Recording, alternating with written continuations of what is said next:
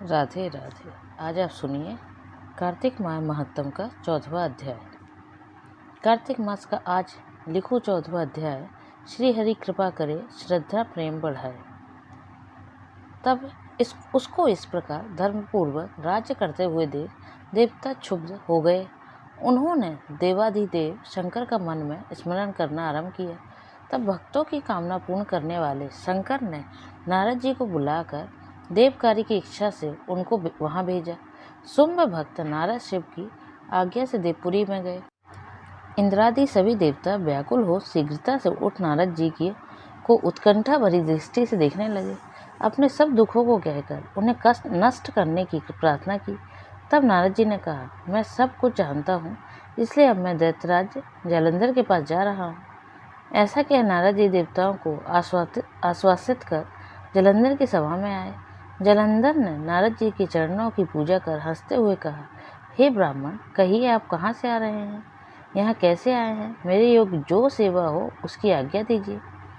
नारद जी प्रसन्न होकर बोले, हे महाबुद्धिमान जलंधर, तुम धन्य हो। मैं स्वेच्छा से कैलाश पर्वत पर गया था, जहाँ 10,000 योजनों से मैं कल्प वृक्ष का वन है। वहाँ मैंने सैकड़ों कामधेनुओं को विचरते हुए देखा तथा यह भी देखा कि वहाँ चिंतामणि से प्रकाशित परम दिव्य अद्भुत और सब कुछ सुवर्णमय है। मैंने वहाँ पार्वती के साथ स्थित शंकर जी को भी देखा, जो सवाण सुंदर गौर वर्ण त्रिनेत्र और मस्तक पर चंद्रमा धारण किए हुए हैं। उन्हें देखकर मुझे बड़ा आश्चर्य हुआ कि इनके समान समृद्धिशाली त्रिलोकी में कोई है या नहीं। हे दैत्येंद्र, उसी समय मुझे तुम्हारी समृद्धि का स्मरण हुआ आया और उसे देखने की इच्छा से ही मैं तुम्हारे पास चला आया हूँ। यह सुन जलंधर को बड़ा हर्ष हुआ। उसने नारद जी को अपनी सब समृद्धि दिखला दी। उसे देख नारद जी ने जलंधर की बड़ी प्रसन्नता की और कहा कि निश्चय ही तुम त्रिलोकपति होने के योग्य थे। ब्रह्मा जी का हंस युक्त विमान तुम ले आए हो और दुलोक, पाताल और पृथ्वी पर जितने भी रत्नादि हैं सब तुम्हारे ही तो हैं। ऐरावत, उच्छेश्रवा, घोड़ा, कल्प वृक्ष और कुबेर की निधि भी तुम्हारे पास है। मणियों और रत्नों के ढेर भी तुम्हारे पास लगे हुए हैं। इससे मैं बड़ा प्रसन्न हूँ, परंतु तुम्हारे पास कोई स्त्री रत्न नहीं है। उसके बिना तुम्हारा यह सब फीका है।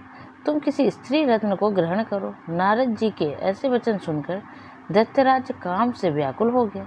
उसने नारद जी को प्रणाम कर पूछा कि ऐसी स्त्री कहाँ मिलेगी जो सब रत्नों में श्रेष्ठ हो। नारद जी ने कहा, ऐसा रत्न तो कैलाश पर्वत में योगी शंकर के ही पास है।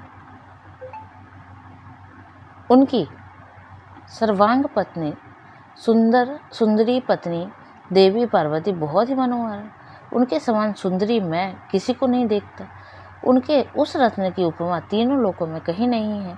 देवर्षि उस दैत्य से ऐसा कहकर देव कार्य करने की इच्छा से आकाश मार्ग में चले गए। आगे की कथा 15वें अध्याय में सुनिएगा। तब तक के लिए राधे राधे।